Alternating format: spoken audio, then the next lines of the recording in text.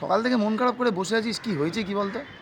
কারণ আছে রে ভাই, কারণ আছে। কালকে হসপিটালে গেলাম, এমন একটা মুখশ্রী দেখলাম না, মনটা একবারে কেড়ে নিল।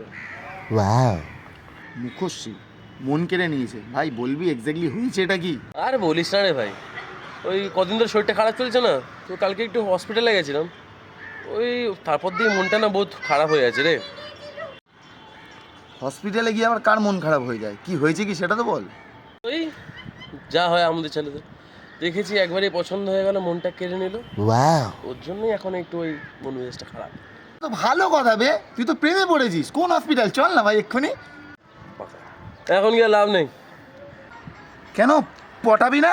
আরে নাম্বার ফাম্বার নিবি, কোন হসপিটাল তুই সেটা বল, বাকিটা তোর ভাই বুঝে নেবে, বল। আরে বোকা চোদা, হসপিটালে নেই, আর কাটা পুকুরে ডেড বডি ছিল রে গান্ডু। উরি বাবা, বোকা চোদা মরা মাগির প্রেমে পড়েছে লে ওরা।